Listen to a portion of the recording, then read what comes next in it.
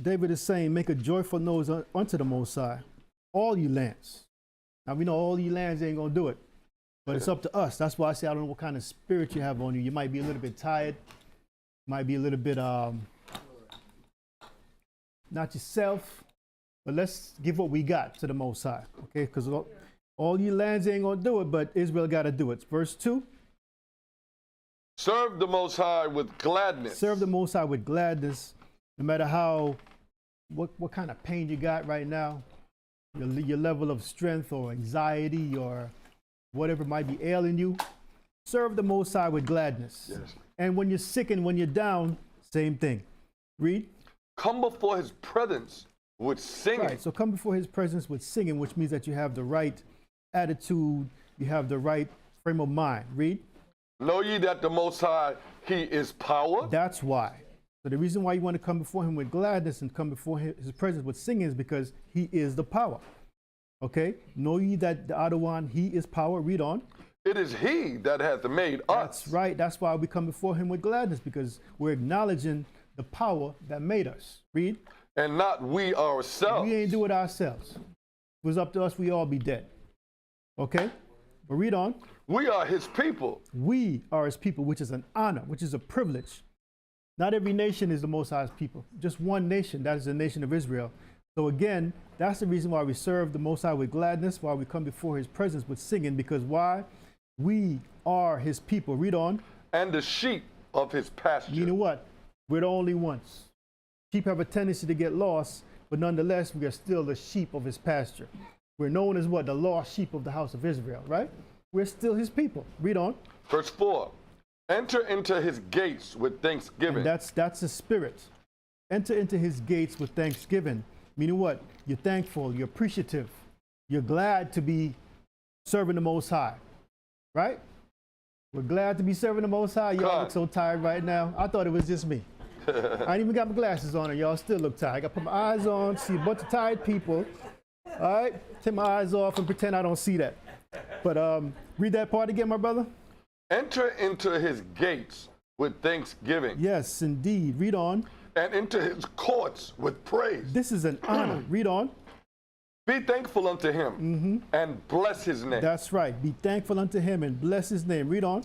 For the Most High is good. His mercy is everlasting. And you know, without that mercy, once again, we'd all be dead because we're not deserving. But nonetheless, because the Most High is full of understanding and merciful, you know, we give him thanks. Read. And his truth endureth to all generations. And that's the difference between the Most High and what's in the world. In the world is lies. They change every day. But the Most High's truth endureth to all generations. He said that he chose Israel as his people. 12 tribes of Israel. That ain't changed. You understand? Matter of fact, give me Malachi 3 and 6. But in the world, they say all kind of things. We're all his people now. We can all be Jews. Right? But the Most High never said that. The Most High said he chose Israel to be his people, and his truth endureth to all generations. Read on. Malachi 3 and 6, right? For I am Yahweh, I change not. And we should all remember that. That's very important, because the world is going to tell you that he did change. In the old days, he was a warrior god, bloodthirsty, killing everybody for the children of Israel. Then he changed. He just turned into a love goddess. Okay? Now he accepts everybody. You can do what you want to do. You can have gay marriage, all of that. Read that again. For I am Yahweh, I change not. So we need to meditate on that, because that's very important. Read on. Therefore ye sons of Jacob are not consumed. You're not consumed. You're not destroyed. You're not done away with. He said, I am the Most High, I change not. Therefore ye sons of Jacob are not consumed. We're still here. He didn't consume us, right? So we got to remember that. We got to walk with that. We got to honor that, because that means that the kingdom to come is for the sons of Jacob, the children of Israel. That's very important. And sometimes, you know, when we hear these words, because we hear them so much, we take them for granted. And in taking it for granted, we're not showing the Most High his love, his respect, his honor. Okay, but it's also something to take pride in. So he says he's a power, the true power, and he changes not. Right? Everybody got that? Everybody got that. Con. Okay, don't forget that. Walk with it in your back pocket and your front pocket. Okay, put it in your mind and meditate on it, because they're going to tell you all kind of things in these last days. And one thing they're going to tell you is you ain't the people. Okay, now they got the so-called people on the news right now being bombed back to hell, but that's all right. It's supposed to be like that. You know, it's interesting that everybody looks at Israel and the land of Israel and the Israelis as being these people that we should have sympathy for. You know, we should feel sorry for them. No. What's happening to the Israelis now is what the Israelis do to the Palestinians on a daily basis. You understand? Imagine being in a place where you can't leave. You can't leave there to get a job. You can't provide for your family. You can't be independent. You can't be sovereign. You can't be none of those things. All you could do is stay in the Gaza Strip, and that's it. There was a time when they allowed you to leave, and they still do a little bit now. You had to show ID. You had to be patted down every day like you were some criminal, right? I mean, check gates and all that. Palestinians was kind of wild with them rocks throwing, but that's what they had to do. They had to do that. That's all they had. That's all they got. They got no. Well, they used to not have any weapons, but now obviously they do, right? Right. So the point of the matter is, the Most High is going to bring a lot of attention to that land, and he's going to prove and show that these are fakes. So this sympathy campaign that they've been having on us since 1948 is about to end. Okay? All right, so now let's go to the book of Psalms 86. How we doing? All right. Psalms 86. So we're in the end of the Feast of Tabernacles. This is the last night. When the sun goes down tomorrow, Sunday nights, okay, it'll be over. Psalms 86, we're going to start at verse 6. Read out the book of Psalms, chapter 86, verse 6. Give ear, O Adawan, unto my prayer, and attend to the voice of my supplications. In the day of my trouble I will call upon thee, for thou wilt answer me. Mm-hmm. Among the powers there is none like unto thee. Among the powers there is none like unto thee. And it's spelled G-O-D-S with a small g. What you said, Ben? So now that lowercase g is indicating that it's not the Most High. So it says, among the gods or the powers there is none like thee. Is this saying that there are other gods? No, they're saying there's other powers in the earth, but they're all of the Most High. Everybody understand that? That's what that means. But it's saying there's none like thee. Because why? Now, there are idols also in the world, right, which people worship, but David is saying there's none like the Most High. If you got to build your God and make your God, this is a piece of rock, I got to sculpt and do all kind of things and then set it up, there's none like the Most High, because I ain't had to do that for him. He sculpted me. He made me. You understand? So therefore, I worship him. That's the way it works. But remember, throughout history, they were always idol makers, and they were famous men. They were loved in the community because they made these great statues of these gods of Diana and Jupiter and all these people. But people just never thought about it. If I got to create you and make you, and I got to set you down, and if you fall down, I got to put you back up. Word. What kind of God are you? Think about that. Handicap. You ain't got no legs, you can't walk? Handicap. I got legs. What does that mean? I'm more of a God than you are. You can't talk. You understand? You can't talk. You know, it's so funny. So funny when you go in the book of Daniel. It can't help you. And they want to prove that this idol is not real. Oh, yeah. They feed it every day. Bell and the Dragon. And they said, well, who was eating the food? You understand? Because obviously he's not the idol. But it takes a certain kind of mind to worship an idol. And unfortunately, we talk about it from the past, but is it still not being done today? Okay. Now, you might go into a Catholic church and see all these statues that people fall down before, but what about that cross? It's an idol. What about this thing that they do, the Station of the Cross and all that? That's an idol thing to do. You understand? But read on, my brother. Oh, Adawan, neither are there any works like unto thy works. The Most High is amazing. Neither are there any works like unto thy works. This whole world, sun, moon, and stars, and everything that you see, that's the work of the Most High. So again, that's why we come before him with praise and singing. Read on. All nations whom thou hast made shall come and worship before thee. All nations whom thou hast made shall come and worship before thee. Now, this is a future prophecy. Right now, they're still worshiping their little idols, right? But the Most High is putting this in here because he's telling you that that is what to come. Read. O Most High, and shall glorify thy name, for thou art great. Now, listen to this. All nations whom thou hast made shall come and worship before thee, O Adawan, and shall what? Glorify thy name. And now they got all kind of crazy names out there, right? You know, all kind of made up names. Like, where did they get these things? But that's all right, because the Most High said he's going to return to us a pure language. And not only will the nations worship and honor the Most High's name, all Israel will. Because even amongst Israel, we have different names, right? I'm not even going to comment on that, but to say that the Most High is going to return to us that pure language that we can call on the Most High. Read on. For thou art great and doest wondrous things. Yes, he does. Read on. Thou art the Most High alone. For thou art great and doest wondrous things. Thou art power alone. Read on. Teach me thy way. Teach me thy ways. Teach me thy ways. That's what we need to get into. Teach me thy ways. Read on. O Adawan, I will walk in thy truth.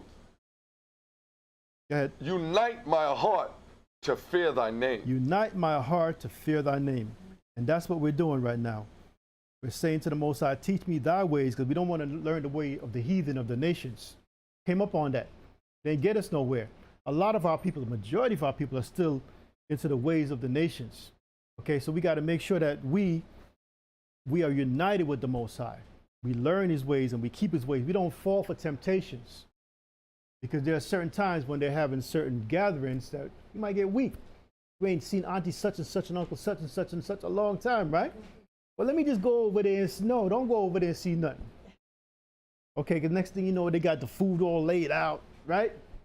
And you know what you want to do, not just see auntie such and uncle see. You want to get a little bite, right? That's the temptation.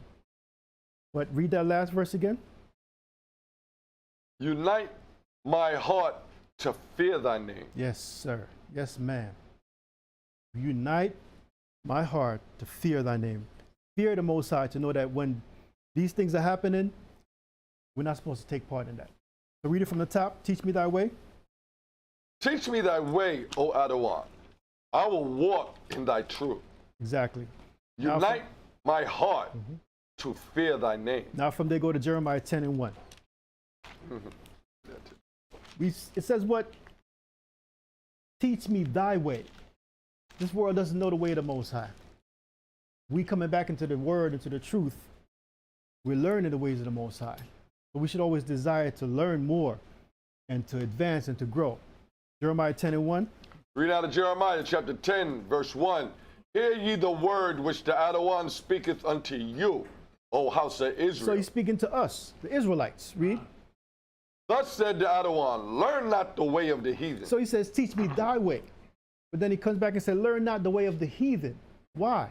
Why should we not learn the way of the heathen? Read that again. Thus says the Adawan, learn not the way of the heathen.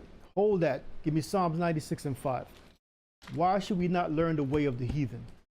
Aren't they righteous people too? They're portrayed on our televisions as being righteous. You see them marching to church on Sunday, just we do, like we do, right? So why are their ways not okay? You got to know these things, because sometimes, again, your heart might get a little bit softish, you know, and you want to partake, or maybe you miss partaking. But Psalms 96 and 5 says this.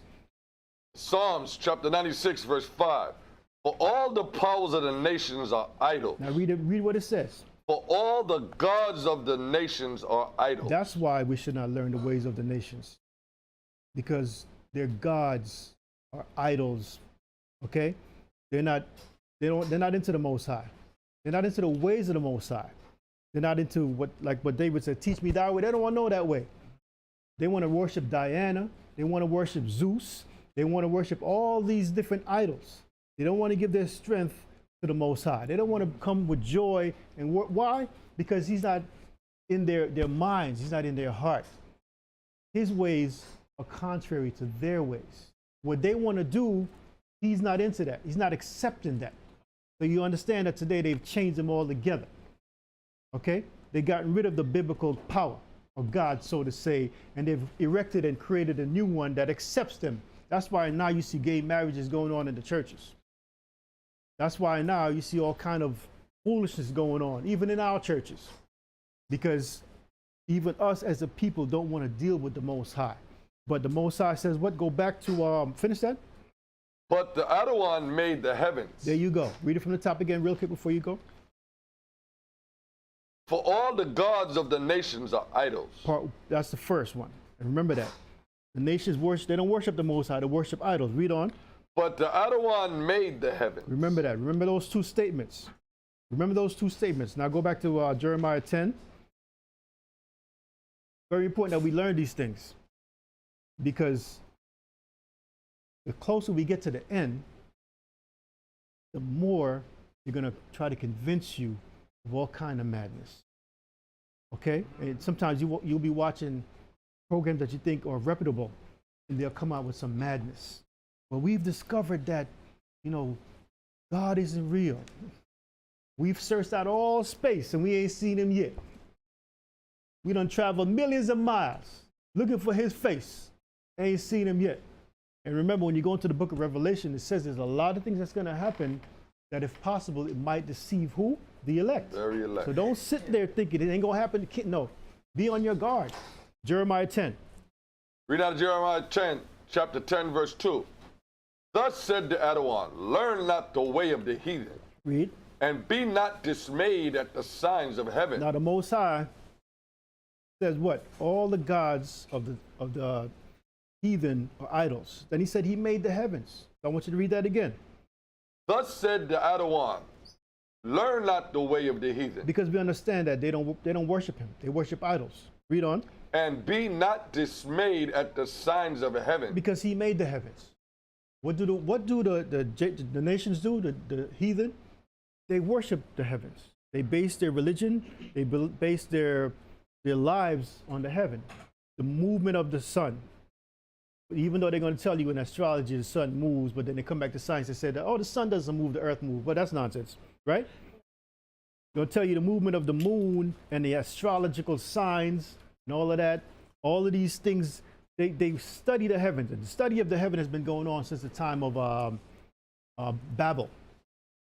Okay? It's been going on since then because they wanted to understand how to get power. They wanted knowledge. So read that. And be not dismayed at the signs of heaven. Because the Most High is going to create signs in heaven. You understand? He's going to create all kinds of things that you're going to see. Storms, full moons. He's going to create eclipses and all that, right? But the Most High is saying, don't be dismayed at that. Because why? The heathen are dismayed at that. Don't be afraid. These things happen for a sign. Not to make you afraid, but to give you understanding. Remember when Yahushua was born, there was a certain star. Remember that. But he did that as a sign. He said, this is the sign of the most wonderful thing that happened. Okay? So it wasn't to make you afraid, but to show you that you're blessed. Read. For the heathens are dismayed at them. They're dismayed. And because they're dismayed, they make up all kind of things. Oh, we got to worship that North Star right there. It's an eclipse. Oh, God is mad at us. December 21st, the sun is dying. Let's pray for the sun. That's how you get Christmas, by the way. You understand what I'm saying? But that's because they're dismayed at the heaven. They don't understand. But this book has been around all along, right? And it's explaining to you, don't be worried about those things. Read on. For the customs of the people are vain. Read. For one cutteth a tree out of the forest. This is why the Most High said, learn not the way of the heathen. This is what he's talking about. They do vain things. Start from the top again. For the customs of the people are vain. They have customs, not laws. Christmas is a custom. Easter is a custom. You understand? This is what the book is talking about. Did it come from the Most High? Did it come from his law? No. Read that again. For the customs of the people are vain. The word vain means what? Without use. Foolish. Foolishness. Read. For one cutteth a tree out of the forest, the work of the hands of the workmen with the axe. And this all came from what? Babel again. Semiramis, the wife and mother of Nimrod, right? She created this nonsense. Talking about you got to cut the tree from the forest, okay? You got to put it in your house, but you got to nail it down. Back then, they said you got to nail it down. Because if you don't nail it down, it's going to come and get you in the middle of the night and kill you. You understand?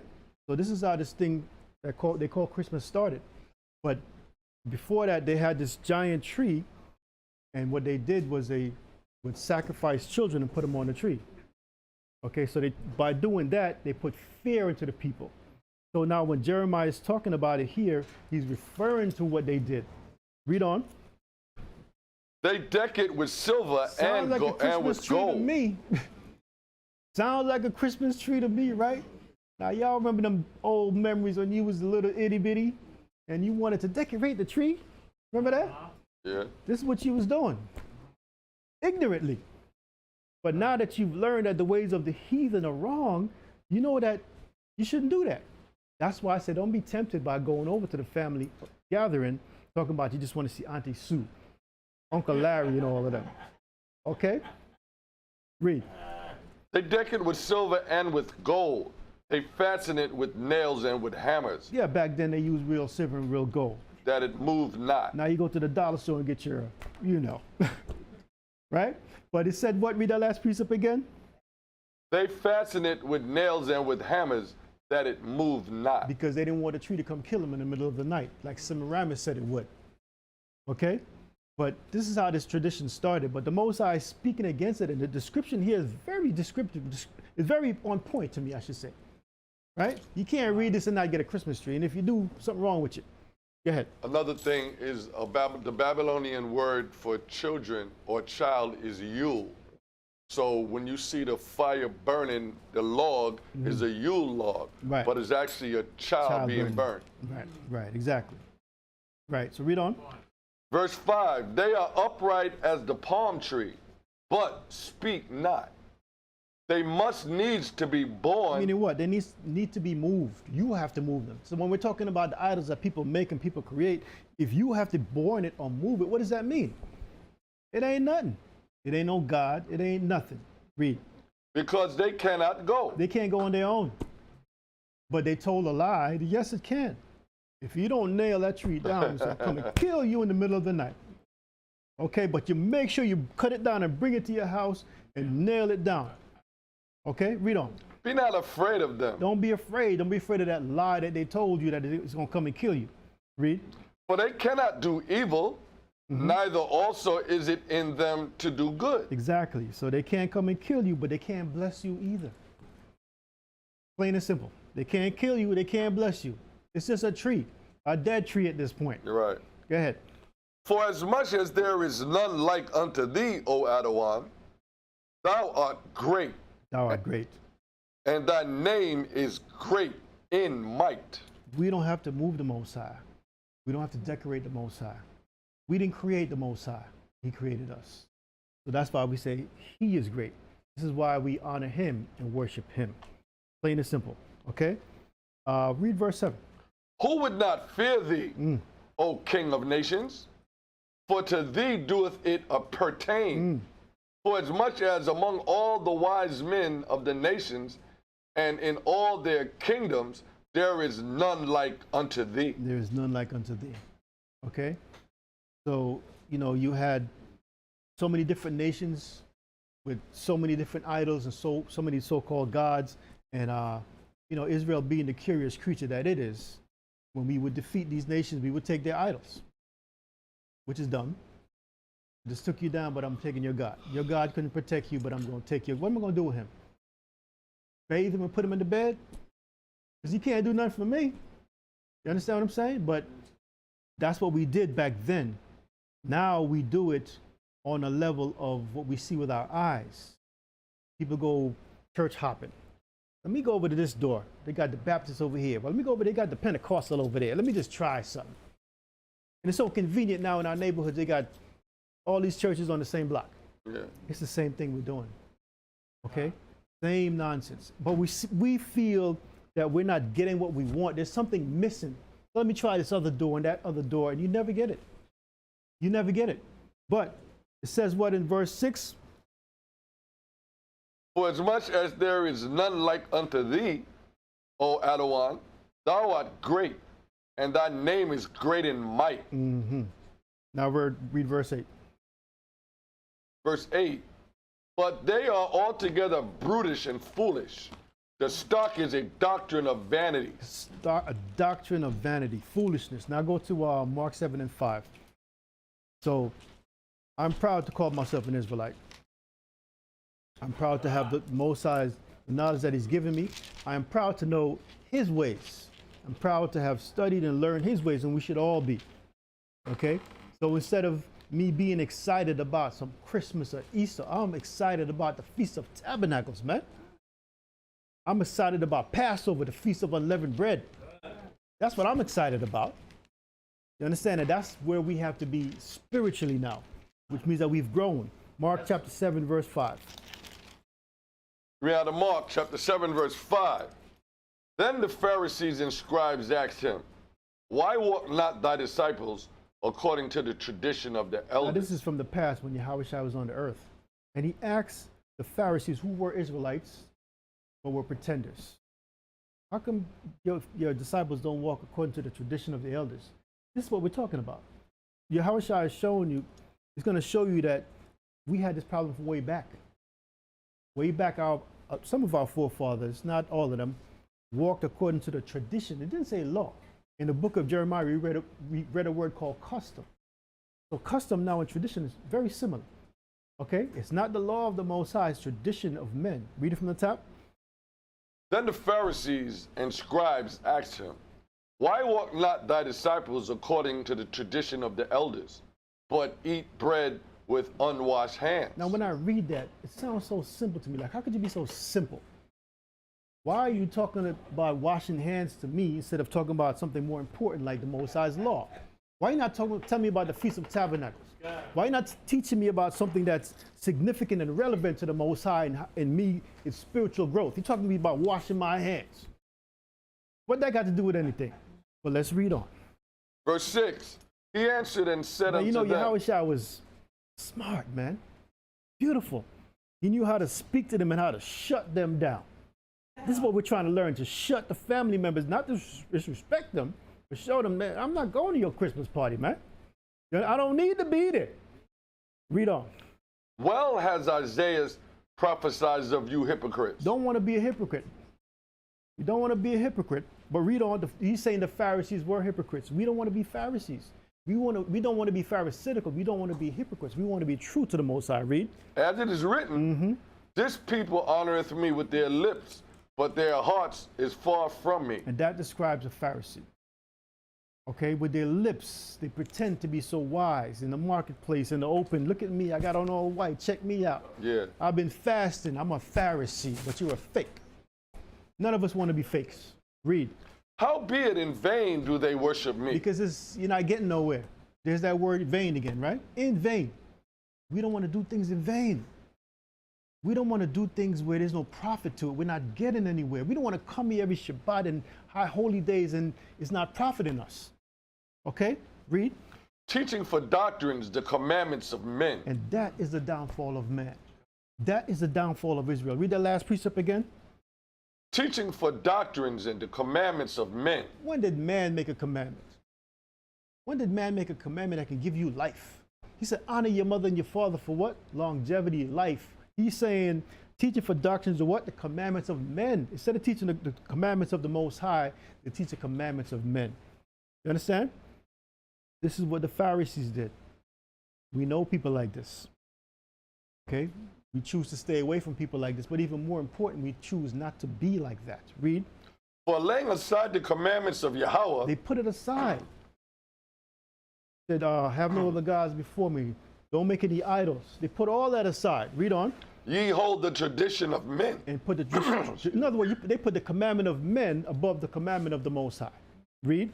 As the washing of pots and cups, and many other such like things ye do. Right. He made it sound simple, right? Because it is simple. They lay aside the commandment of the Most High. He put it like this: even if it's on a Shabbat day, they want to do all of this because it's more important. I got to get my pots shiny. Put them down. And then they make the excuse, but I got to make the house look good for the Shabbat, right? It's an excuse. Understand? It's what people do. People make excuses. People do things so that they appear to be pleasing the Most High. Okay, read on. And many other such things like things ye do. And he said unto them, full well ye reject the commandment of Yahweh, that ye may keep your own tradition. One of the things that we did, brothers and sisters, there's a law that says the child has to be circumcised on the 8th day. You had people secretly doing it on the Shabbat. Now think about that. Does that make sense? Do you break a law to keep a law? Do you break a law to keep a law? Think about that. If I was born and then the 8th day happens to be on the Shabbat day, do you circumcise? No, you don't. But read that last precept again. Full well ye reject the commandment of Yahweh. And the reason why Yahushua is saying this is because a lot of times we do things in an ignorant state of mind. A lot of times we do things by following.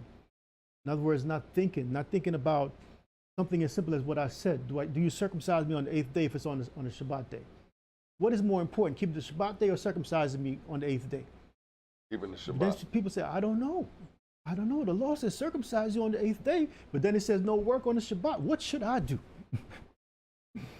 What should I do? Is my son going to be rejected if he's not circumcised on the 8th day, which happens to fall on the Shabbat? I use wisdom. Got to use wisdom. Okay? But again, when people are not thinking, they do things or they follow people doing things. Read on. That ye may keep your own tradition. Your own tradition. Christmas is a tradition. As much as our people and our nation want to call it celebrating the birth of Christ, it's a tradition, it's a custom of the heathen. Easter, custom of the heathen, of the nations that we've adopted and calling it what? Righteous. Think about it. New Year's Eve, church is packed at 11 p.m. because they want to bring in the New Year's in church. Right? They don't clean their houses, right? Because you got to do that. You got to do that, right? You put on your Sunday best, you go to church. You know you tired. You know you tired. Up in the church, bucking all over. Is it midnight yet? Right? But you want to be there because why? You want to follow the customs of men. You said, no, I got to be in church. Somebody once told me something too. You can't be in the house at the stroke of 12 on New Year's Eve. I'm like, what do you mean? You can't be in the house because if you're in the house when the New Year starts, that's where you're going to be all year. I said, where did you get that piece of wisdom? Where did you get that piece of wisdom? That's real, though. You know what I'm saying? That's but real. People believe these things and do these things, but read that last precept again. That ye may keep your own tradition. That is a tradition. And when we do traditions, we become what? Fools. Because the customs of the nations are foolishness. So we have what? Laws that the Most High gave us. And we should love and be proud of these laws. Okay? Because it makes us the people of the Most High. He chose us to be the people, his people. Let's leave from there, go to the book of Leviticus chapter 23, verse 4. Because if in the world we learned about Christmas and Easter, we learned about Thanksgiving, we learned about Halloween. These are the customs and the traditions of men. Well, what does the Most High want us to do? What does he want us to do? Leviticus 23, verse 4. Read out the book of Leviticus chapter 23 and verse 4. These are the feasts of the Most High. This is what the Most High wants you to do. These are the feasts of the Most High. You're not going to find Christmas here. You're not going to find Halloween or nothing like that that the world celebrates. Christmas and what's the other one? Valentine's Day. Those 2 days are the most two commercialized days in America, the world. People spend more money on those 2 days than any other day ever. You understand? They're buying gifts for each other. But buying a gift and sending in a gift is a part of the customs of the heathen. You understand? Most High didn't tell us to do that on those days. So read that again. Verse 4. These are the feasts of the Most High. These are the feasts of the Most High. Read verse 3. 6 days shall work be done, but the 7th day is the Shabbat of rest, and the holy convocation. You shall do no work therein. You shall do no work therein. Read on. It is the Sabbath of the Most High in all your dwellings. In all your dwellings, no matter where you are, no matter what country you are, no matter what part of the world you are, the Sabbath day is something that the Most High created, and it should be observed. Okay? It doesn't say only in Israel. I want to emphasize that, because some people have this theory and thought that you could only keep the Sabbath land of Israel. No. It says that. Read that again, the last precept. You shall do no work therein. It is the Sabbath of the Most High in all your dwellings. In all your dwellings. Read on. These are the feasts of the Most High, even the holy convocations, which ye shall proclaim in their seasons. So to put it plainly, these are the feasts or the festivals of the Most High. This is what he told us to do. Even holy convocations, meaning what? True gatherings. Holy means true. Convocations are gatherings. True gatherings. This is when you're truly supposed to gather. It's not going to be Christmas. It's not going to be, what's the other one? Thanksgiving. That's when the house is full of people, right? That's not what he said. You ain't going to find it right here. True convocations, holy convocations, true gatherings. Read on, my brother. In the 14th day. Hold on now. Read that last precept of 4. Oh, these are the feasts of the Most High, even the holy convocations, which ye shall proclaim in their seasons. Which ye, the children of Israel, shall proclaim in their seasons. Okay? You're supposed to proclaim that in their seasons. When is Passover? Spring. Spring. The beginning of the year. When is Tabernacles? Fall. In the fall. And it makes so much sense. If you really look at it, it makes so much sense. You are being told and given the secrets of the Most High. He's saying, this is how you stay in tune with the world that I made for you. In the beginning of the year, you're going to celebrate Passover, which is to remember when you were in Egypt and I saved you. But it's the beginning of the year. You understand? So in the beginning of the year, you're going to do a sacrifice, which is what? The Feast of Unleavened Bread. You're going to do that unto me, which all points to Yahushua. Okay? Which all points to Christ. But the point of the matter is, the Most High's feast makes perfect sense in accordance to the way that the earth operates. Read on. In the 14th day of the first month at even is the Most High's Passover. Right. Now verse 7. In the first day ye shall have an holy convocation. Ye shall do no servile work therein. So you have the Passover, the Feast of Unleavened Bread, verse 10. Speak unto the children of Israel, and say unto them, when ye be come into the land which I give unto you, and shall reap the harvest thereof, then ye shall bring a sheaf of the first fruits of your harvest unto the priest. Because you're thanking the Most High for the increase. What you planted, this is very simple. What you planted in what we call the fall, which will be now, you're going to reap that in the spring. But you're thanking for the Most High for the rain that he gave you at that time to make the land fertile, right? And then you'll reap the increase, because then again, in the spring, he has to give you another rain to make the land soften, because it's been hardened through the hard winter. Right. You understand? But everything makes perfect sense if you follow his timeline and follow his holidays. Okay? His holy days. Read on. And he shall wave the sheaf there before the Most High. So the priest will wave the sheaf before the Most High, which is what? The sheaf come from what? The first fruit, which is the barley and the wheat. So we're waving it before the Most High, saying, we thank you, we acknowledge you for giving us the rain. We acknowledge you for giving us the increase. Okay? So this is how you what? Not only be the people of the Most High and be in tune with the earth, but you be in tune with the Most High. This is how we are the Most High's people. Okay? Not by going to church and jumping up and down the aisles, say, oh, hallelujah, I got the whole, no, that ain't got nothing to do with it. That's nonsense. That's uncleanness. Read on. to be accepted for you. Yes, sir. On the morrow after the Shabbat, the priest shall wave it. Now let's go to verse 15. Verse 15, and ye shall count unto you from the morrow after the Shabbat, from the day that ye brought the sheaf of the wave offering, 7 Sabbaths shall be complete. Right, which is going to give us what? First fruits. Okay, so now let's jump down to what? Verse 24.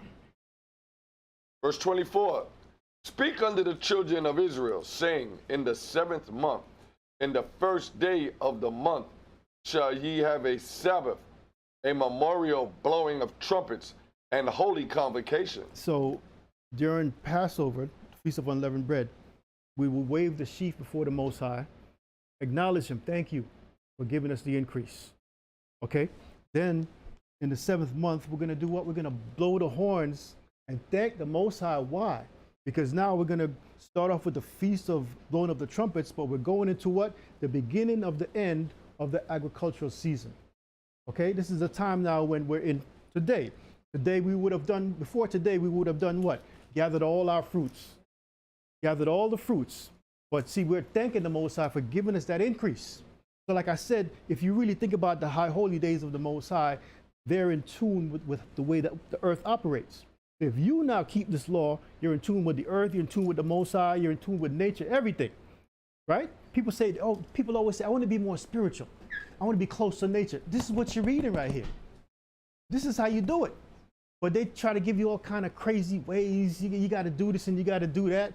Climb the highest mountain, swim the deepest sea. People get confused. People say, I want to be closer to God. You want to be closer to God? This is how you do it. Right here. This is how you do it. He's showing you how to do it, but he only showed it to his people. Everybody understand it? Give me Psalm 147:19. Okay. He only showed it to his people because he said the ways of the nations are what? Foolish. Foolishness. The gods of the nations are idols. You understand? So you got to put it all together and say that we are what? A blessed people. The Most High created us to be his people, created us to love us, then he also created us to be ambassadors to these foolish nations. Because they don't know better. They wasn't given it, man. Psalm 147:19. We ought to watch Psalms 147:19. He showeth his word unto Jacob. Unto who? Unto Jacob. Read it again. He showeth his word unto Jacob. And the word that he's talking about is what we've been reading, his law. The high holy days, the seasons, what you do in them, why you do it. Read. And his statutes and his judgments unto Israel. He showed that unto Jacob. He didn't show it to the other nations. Read on. He hath not dealt so with any nation. Read that again, because you might have thought I made that up. He has not dealt so with any nation. From the top. He showeth his word unto Jacob, his statutes and his judgments unto Israel. He has not dealt so with any nation. So in other words, he only showed his wisdom to us. He gave us this understanding. You understand? Now, in the other nations and in the world, what do they do? They create all kind of material and to force the earth. You understand? They create, give me some names. They create, what's the term of that thing? All kind of materials to force the earth to produce. Okay, but it's not about forcing the earth to produce. Before you plant your seed, you pray to the Most High and you ask him to bless it. Okay? You thank the Most High when it's blessed and when it's produced. You understand? He only showed that wisdom to Israel. We just read that. So I don't need any harsh chemicals on my GMO, thank you, on my corn. You understand? Extra fertilizers. Fertilizers. We're raping the earth with these things, raping the earth. But that's not the process that we just read. Okay, the process we just read is that when we plant in the fall, we pray to the Most High for the rain. That's the fertilizer. Silly, right? Simple. I'm so simple, right? That's the fertilizer. But you know that the land needs the rain. You pray to the Most High. He gives you the rain. Here comes the spring now. You pray to the Most High again that he gives you another rain to soften the earth so that everything can come up. All right? Let's go back to Leviticus chapter 23. Let me finish that. Go ahead, my brother. And as for his judgments, they have not known them. They have not known them. Praise ye the Most High. Khan, he didn't show it to the nations and they don't know his judgments. They don't. That's why this world is the way it is right now. Go to Leviticus 23:27. Now the book of Leviticus chapter 23, verse 27. Also on the 10th day of this 7th month, there shall be a day of atonement.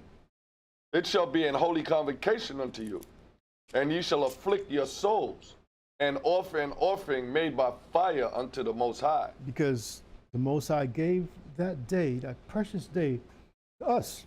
He gave that precious day to the children of Israel, where we can afflict our souls. We can fast and do what? Go before our true power, our true creator. It doesn't need us to move him from left to right and say, please forgive me for what I've done. Did we not just read that he didn't give that to the other nations? So that means I don't need to go into a Catholic church, sit in a chair and say, forgive me, God, forgive me, priest, whatever, for I've sinned, however they say it. Why am I saying that to a man? Forgive me, Father, if I have sinned. That's what they say, right? Why am I doing that? What's this man going to do to me? Give me 2 Hail Marys and a da-da-da, and my sin is forgiven? Does he have that power? No, but the Most High gave us a day called the Day of Atonement that we can do that with him. We can go before him, which again all points to Yahushua, who was sacrificed. Christ died and was sacrificed for us. All of these high holy days point to Christ, point to Yahushua. Okay, now from there, we go to verse 32. Verse 32. It shall be unto you. I'm sorry, you go to 34. Verse 34. Speak unto the children of Israel, saying, the 15th day of this 7th month shall be the Feast of Tabernacles for 7 days unto the Most High. On the first day shall be an holy convocation. Ye shall do no servile work therein. 7 days ye shall offer an offering made by fire unto the Most High. On the 8th day ye shall be a holy convocation unto you, and ye shall offer an offering made by fire unto the Most High. Good. It is a solemn assembly, and ye shall do no servile work therein. These are the feast of the Most High. Say that again, my brother. These are the feast of the Most High. It's not Christmas, it's not Thanksgiving. These are the feasts of the Most High. He listed them. But again, at the top of the chapter, it's telling what it says what? Leviticus 23:1. And the other one spake unto Moses, saying, speak unto who? The children of Israel. That's who we are. And say unto them, concerning the feast of the other one, which ye shall proclaim to be holy convocations, even these are my feasts. So there should be no confusion. So when you read verse 37, read that again. These are the feast of the Most High, which ye shall proclaim to be holy convocations, to offer an offering made by fire unto the Most High, a burnt offering and a meat offering, a sacrifice and drinks offering, everything upon his day. Exactly. Read on. Besides the Sabbath of the Most High, and besides your gifts, and besides all your vows, and besides all your free will offerings, which ye give unto the Most High. Also on the 15th day of the 7th month, when ye have gathered in the fruit of the land. And that's the key thing. You got to remember that. This is also called the Feast of Ingathering. We would have gathered in our fruits because of what the harsh winter that's about to come, the dry season. Read on. You shall keep a feast unto the Most High 7 days. On the first day shall be a Sabbath, and on the 8th day shall be a Sabbath. And that's why we're here tonight. This is the 8th day or 8th night. We're having the Sabbath, the assembly, and we're here to thank the Most High. Now, we're not in the land, and we're not dependent upon the land like we used to be, but we don't want to take the Most High for granted. Just because you can go to Costco or Rite Aid, not Rite Aid? You can go to Pathmark. I know it's not there no more, but I miss me some Pathmark. Shop and stop. Right. Walmart. Same thing. And get you some fruits, right? I used to like me some stuff. Well, I still like ShopRite. Not bad. But I'm not going, just because I can go to ShopRite any time of the year and get my fruits don't mean I don't thank the Most High. That's right. Just because I didn't plant it don't mean I don't thank the Most High. That's right. Just because I can get all these things don't mean I don't keep the high holy days of the Most High. Read on. Also, on the 15th day of the 7th month, when ye have gathered in the fruit of the land, ye shall keep a feast unto the Most High 7 days. On the first day shall be a Sabbath, and on the 8th day shall be a Sabbath. Right.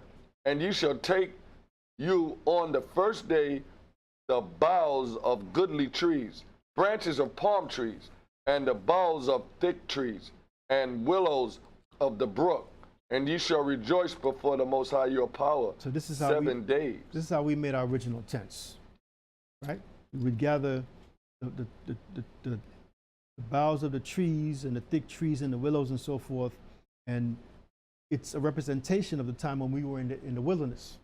That's what that means. And if you really think about most of these high holy days, it's pointing you back to the time of the wilderness when we didn't have a stable land or a stable place to be. So the Most High says, when you're in the land, I want you to remember how it was when you were in the wilderness. So if you're going from the Passover to Tabernacles, it all points to that. And it all points to what? Yahushua points to Christ. Read on. And ye shall keep it a feast unto the Most High 7 days in the year. It shall be a statute forever in your generations. Ye shall celebrate it in the 7th month. Mm-hmm. Ye shall dwell in booths 7 days. All that are Israelites born shall dwell in booths. So it's not talking about the Italians, not talking about the Germans. It's talking about what? All that are Israelite born shall dwell in booths. Why? Because it was the Israelites that was in the wilderness dwelling in tents for 40 years. So you got to put it together, and the Most High is trying to show you, I want you to remember that. Remember that. Read. That your generations may know that I made the children of Israel to dwell in booths when I brought them out of the land of Egypt. Exactly. I am the Most High, your power. I am the Most High, your power. I'm telling you what's good for you. I am telling you what I want you to do. I am telling you what I want you to remember. Don't remember something called Christmas or Easter. So now that you're an adult, you have to forget the things that you were taught as a child. And remember now what the Most High wants you to do. Read. And Moses declared unto the children of Israel the feasts of the Most High. Exactly. And like it says, that your generations may know that I made the children of Israel to dwell in booths. In other words, we're supposed to pass down this knowledge. Right. We're supposed to pass down these customs of the Most High. This is our tradition of the Most High. This is what? The law of the Most High. This is what we're supposed to teach our children. Not about Santa Claus, you know, and them bunnies that lay eggs and all that. Okay? Because that all leads to paganism. You understand? You got to really think about these things. And, you know, when we were younger, we didn't know no better. But now that we know better, we have to do better. Let's leave from there and go to Proverbs 6:23. Proverbs 6:23.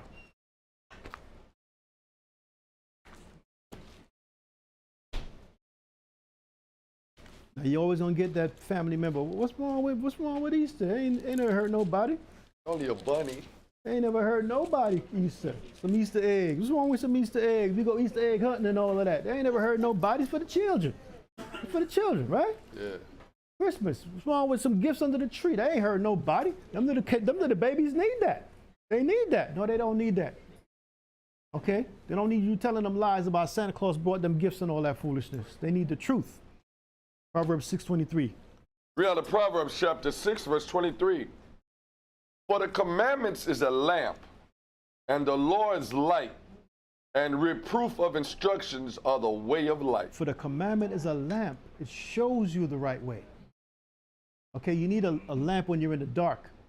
A lamp will lead you and help you to find your way. A lot of us are lost. The commandments will find you. Then it goes on and says, and the law is what? Light. The law of the Most High is light in this dark world. Scripture says what? The world will be in darkness. But with that law, you will see with the light. Then it says what? And the reproofs of instructions are the way of life. So in other words, you were born into a world where you were taught lies and customs and you followed it. But now you have the reproofs of instructions of the Most High, of life. Read. to keep thee from the evil woman, from the flattery of the tongue of a strange woman. And it can be a woman, but it also can be what? Man. The ways of the world. Okay? The ways of the world. Let's leave there. We go to the book of 1 Corinthians chapter 5, verse 7, because if the question is ever, should we still keep the high holy days? This is a big question right now in the churches, because they know that what they're doing is wrong. So a lot of them are having councils and meetings saying, do we as Christians, that's what they say, do we as Christians need to keep the Sabbath? Exactly. Do we need to keep, the high holy days? Believe it or not, this is what they're talking about right now. So what is the answer? 1 Corinthians 5 and 7. We're out of the book of 1 Corinthians chapter 5, verse 7. Purge out therefore the old leaven, that ye may be a new lump, as ye are unleavened, for even Yahushua, our Passover, is sacrificed for us. Right, so it's all about Yahushua. It points to Yahushua. Read verse 8. Therefore, let us keep the feast. And this the leaven that it's talking about is all of this foolishness that we were taught. And so you got to purge that out. You got to get to a point in your life that you're not tempted on December 24th. You're not tempted on December 25th. Okay? Your phone rings and baby, you ain't coming over for some of this ham hock? Well, we got a whole lot of stuff in there. Turkey was done just the way you want. It's not dry. It's not dry, okay? Come over and get you some of this. You know you love you some candy yams. Right? Oh, okay, you ain't coming out. I'll make you a plate. Right? You got to get to the point where you purge out all of that madness out of your mind and out of your system. I don't want your food. I love you, but you're into a heathen custom. I don't want that. Now, you might say, well, okay, I ain't going over there, but what's wrong with the food? Why can't I get a plate, man? Why can't I get a plate? Just a little bit of, a little turkey and a little, gotta get me some gravy, right? Then potatoes and all of that, why can't I get a plate? What's wrong with that? Why not, man? I'm not going over there with the trees and they talking about Santa Claus and all that. Why? Because the Most High, read verse 6 again, man. Or verse 7 again. Purge out therefore the old leaven. Purge all of that madness out. Because it's leaven, it grows, and it grows. Read on. That ye may be a new lump. You got to be a new person, a new creation. And in that new creation, you keep the laws of the Most High, the feast of the Most High. You divorce yourself from the world and the ways and the customs of the world. Read on. As ye are unleavened. You now are unleavened. Meaning what? You're without the sinful ways of the world. Okay? You are a new creature. Read on. For even Hamashiach, our Passover, is sacrificed for us. So now you understand, it wasn't about Christmas and Christ. It had nothing to do with him. It's the Passover. That's the proper education that you give to your children and to yourself. Verse 8 again. Therefore, let us keep the feast, not with old leaven. Now, what feast is he talking about? Read on. Not with old leaven, neither with the leaven of malice and wickedness, but with the unleavened bread of sincerity and truth. He's talking about the Passover. Passover. Let us keep that. In other words, let's not keep it like how we kept Christmas. Because there was a fight or two during Christmas. Come on now. Somebody had to argue, that last piece of leg was mine while you took it, right? You ain't gonna leave me some of the candy jams, man. You understand what I'm saying? So let's not keep it with that type of mind frame, because that's the way of the world. Let's keep it with the new leaven, unleavened. You understand what I'm saying? Read on. Matter of fact, it says what? Therefore, let us keep the feast with old leaven, I can't even see, I'm sorry. Therefore, let us keep the feast not with old leaven, neither with the leaven of malice, which is hatred and wickedness, but what? But with the unleavened bread of sincerity and truth. Be sincere now.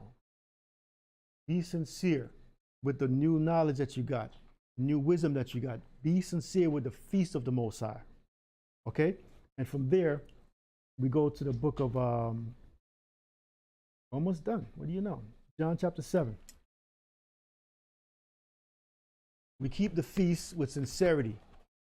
You have to be sincere. When it comes to the Feast of Trumpets, you keep it with sincerity. You're true. Okay? You're making an announcement to the Most High that you're thankful for what He's done for you. You might not be gathering fruits or getting ready to gather fruits within a couple of days, but you're thankful that He has given you blessings. When it comes to the Day of Atonement, you're sincere. Whatever leaven is in you, you're sincere to get it out. If you need to apologize, apologize. If you need to apologize to the Most High, you do that. You need to apologize to each other, you do that. Somebody on your, listen, I'm gonna tell you like this. There'll be somebody on your job that ain't got nothing to do with the truth, but you know you disrespected that individual. You as one being in the truth, yeah, you apologize to that man or woman. Get that old leaven out of you, man. You understand what I'm saying? It's very important that we are sincere with the word of the Most High. It says what? But with the unleavened bread of sincerity and what? Truth. Truth. We have to be truthful to each other. So now when it comes to the Feast of Tabernacles, again, you're sincere because you're thankful for what the Most High has given you. You're thanking Him for the increase. This is all very important. You know, and sometimes, unfortunately, just due to our lives and our burdens and our jobs, we do things half-heartedly. But we got to learn how to come on the next level and be sincere and truthful. Okay? We're going to John chapter 7, verse 2, right? Read out the book of John, chapter 7, verse 2. Now the Jews' feast of tabernacle was at hand. His brethren therefore said unto him, Depart hence and go into Judea, that thy disciples also may see the work that thou doest. For there is no man that doeth anything in secret, and he himself seeketh to be known openly. If thou do these things, show thyself to the world. For neither did his brethren believe in him. Right. And that's the thing we're going to go through in life. You're not going to find family members and friends that believe in you. And Yahushua went through this. You're going to find people that are going to put doubt in your mind and tell you you're stupid. You ain't got to keep the Old Testament laws no more, right? They're going to tell you these things. You're going to feel alone. A lot of times, Yahushua felt alone. You understand? Even with a big old crowd in front of him, he would feel alone. Because you understand, man, majority of these people just want to be fed. They just wait until I say, okay, I'm done. And now they want the bread, right? And the fish. Think about it. You understand? So a lot of times you're going to feel the same. This truth will bring you into a place where you are alone. People might not talk to you no more, call you no more. Okay, because while they're talking about wickedness, you're talking about righteousness. They want to get the recipe on how to make ham hocks. What you going to tell them? Are you going to still give them the recipe talking about, well, I ain't doing it? No, you're going to tell them, I don't do that anymore. So why would they call you back? So you're going to feel alone. You're going to feel as if you're being punished sometimes. Okay, but it's not that you're being punished. It's just that the Most High, like the Sabbath day, has separated you. Okay? He has sanctified you. It says that He sanctified the Sabbath day, right? He separated the Sabbath day, right, from the other 6 days of the week. But He made the Sabbath day special. He's making you special. Okay, but you have to learn how to endure that loneliness. You have to learn how to endure feeling as if people don't like you anymore, which might mean your own mother or father, right? You have to learn how to be close to the Most High as you're learning the ways of the Most High. You have to take that now. You have to make the family and the people that you meet that are also on the same course of you, as you are, your family. You have to find new family. Okay? There have been a few Hanukkahs, right? Where it fell close to Christmas or on Christmas Day, right? Now, some people had a bit of indecision on that day. I go to mama's house or go to the temple. What should I do? What should I do? But the whole point of the matter is it is a no-brainer, right? But some people, because they grew up doing that, you see, I'm glad you said that. Because when you and I say it's a no-brainer, it's because we've been doing this thing for 30-something years, man. What about the man or the woman or the brother or the sister that's just been doing it for a year or 2 or 5 years? They get them urges again. Yeah, I sure do miss mom and just being around the table and just talking to them, man. This is the only time of the year I get to see such and such and such and such, right? You're going to get them urges. But, you know, you're a new lump. And you got to put away that leaven. And putting away that leaven might leave you feeling away. But that's why now you look forward to the Feast of Tabernacles. You look forward to dwelling in tents. You look forward to Passover. You have to bring yourself on a new level now, being a new lump. Okay, you don't want to let these things affect you. Okay, we're now in October. Next month, they're going to do what? They're going to celebrate Thanksgiving. Right? You used to make the table as a little man, a little woman. You put the forks here and the dishes here, and your mom would, no, don't put that over there, and you would feel proud when the table looked all nice and pretty, right? Because you did that. And I'm talking to you in this way in fashion because I understand that. We should all understand that. So when other people come to you, you should be able to understand that. Okay? When they say something to you like, man, I just want to go over there and see how the place look and smell and walk out. I just want to get a quick little sniff and walk out, right? Because that urge is in them. They grew up like that. Okay, I ain't gonna lie to you. I grew up putting a tree together, and I used to love that too. They used to leave me all alone. Here's the box. Here's the tree. Go, do your thing. And I used to make me a special little Christmas tree. And everybody used to say, wow, how you made it look so good. The lights and the fake gold and whatever you want to call it, the trimming, right? So it became a thing of pride for me as a child. But when I came into this word, matter of fact, before I came into this word, when I became a 5%er, I had to put that away. Can't talk about peace garden. There's a Christmas tree in your house, right? Or you walk with a box of gifts, right? Peace God. What's today's mathematics? What you got behind you, man? Right? But then I came into the word and I had to put the 5% thing to put it away. You understand? So we go through different steps in life, but it's called growth. Now I don't miss Christmas. I don't miss Thanksgiving. Matter of fact, Columbus Day on Monday is Thanksgiving in Canada, and I got a large family in Canada. You understand? And I used to drive up there back in the day, and have Thanksgiving with them. I'm telling you the truth, man. I'm making myself naked in front of you. Not talking about the clothes, but just talking about the history. You understand what I'm saying? Because I'm trying to show you that this is what we went through, how we grew up, and that's why when the Bible talks about customs and traditions of men, it becomes embedded in you, okay? From a child up. Now, your mother, your father, your grandmother didn't know no better. They went to church every Sunday with the Bible here. And from here, the Bible went there. And they opened up the Psalm book, and they sang the Psalms. They never really read the Bible. They never really read the Bible, my brother. Could I read this real quick? Go ahead. Just a verse, brother. Mm-hmm. This is just like how you breaking it down. Titus 3:3. Mm-hmm. For we ourselves also were sometimes foolish, mm-hmm. disobedient, deceived, serving diverse lusts and pleasures, living in malice and envy, hateful and hating one another. But after that, the kindness and love of the Most High, our Savior, towards man appeared, not by works or righteousness, which we have done, but according to his mercy, he saved us by the washing of regeneration and renewing of the Holy Spirit. Exactly.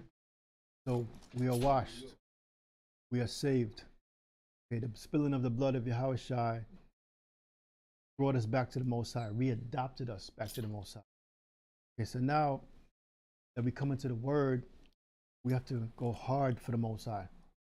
Okay? John 7:9. 7:9? Matter of fact, read verse 8. Matter of fact, I don't know if you read 7. Did you read 7 and 7? No, I did. I didn't. I stopped at 6. I stopped before his reply. Okay, so read verse 6. 6, yeah. Then Yahushua said unto them, my time is not come yet, but your time is always ready. Because they didn't believe in Yahushua, his own brethren. You understand? They were part of the world. Read. The world cannot hate you, but it hated me. But me it hateth. Why would the Bible say that? Why would Yahushua say that? If he's so loved and everything, why? Because the true words of Yahushua are not what the world is teaching. If they go into the true words of Yahushua, they would hate him the same. So they made up a new character. You understand? And 7, Jesus 7. is this new guy. John 7:7. That, you know, he's supposed to be a reflection of Yahushua, of Christ, but he's okay with you going to church on Sunday. He's okay with you having Christmas. Okay, he's okay with you having Easter. That's Jesus. Okay, they put his name in the Bible and said, now this is the Son of the Most High. You understand? But that's nothing but a ploy to get you to go into what? The ways of the heathen nations. Read on. The world cannot hate you, but me it hateth, because I testify of it. I testify of it, saying it's evil. That's why it would hate Yahushua. Read. That the works thereof are evil. And you know how the world, you show that the world hates Yahushua. You ask him what color. You ask him what question. I'm sorry. What color is he? What color was he? Why that matter? It don't matter. He could have been green like a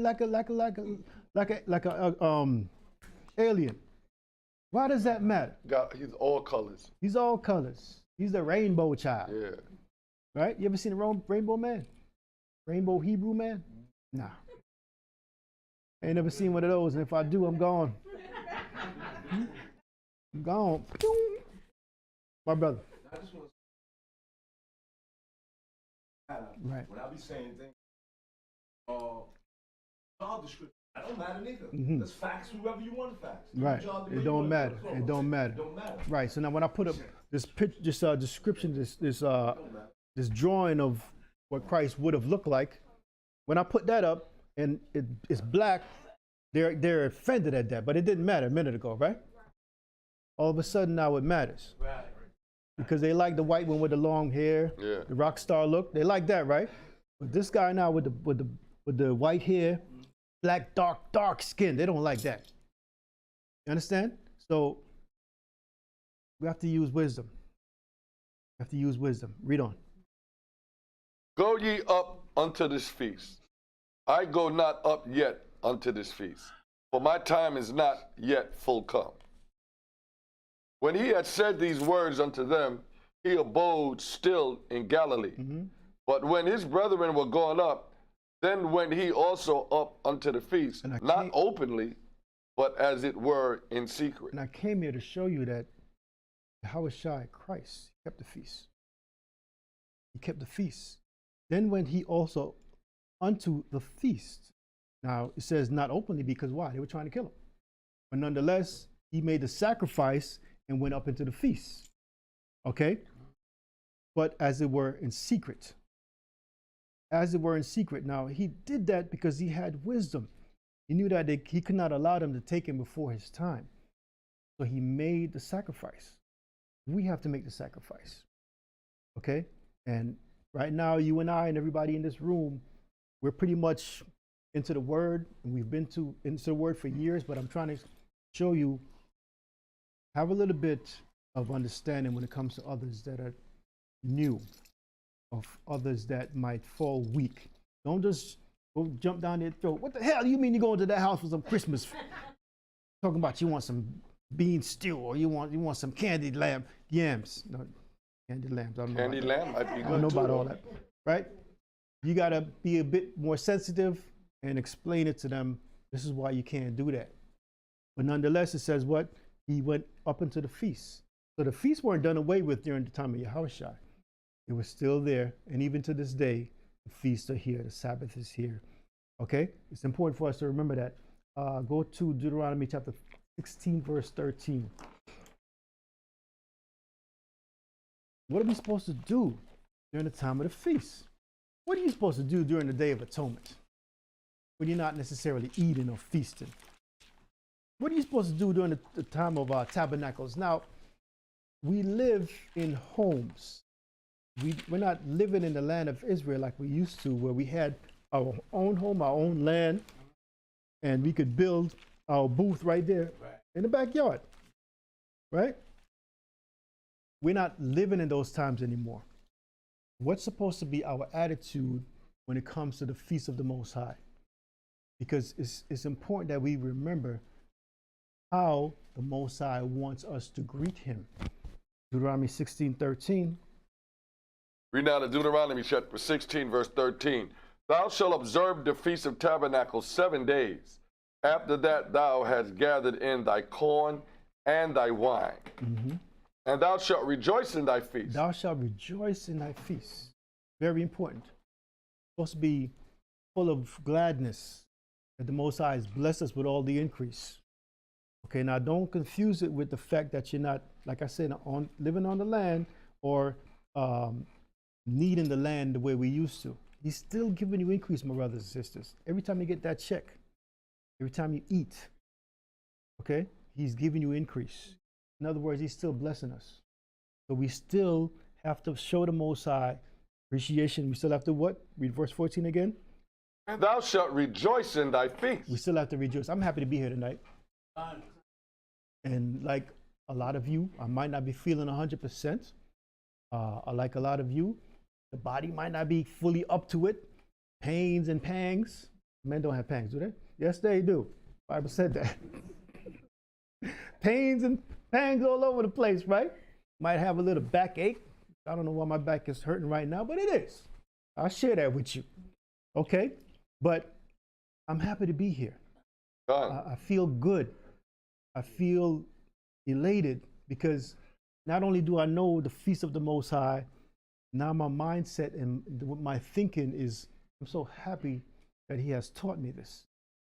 There are a billion Christians.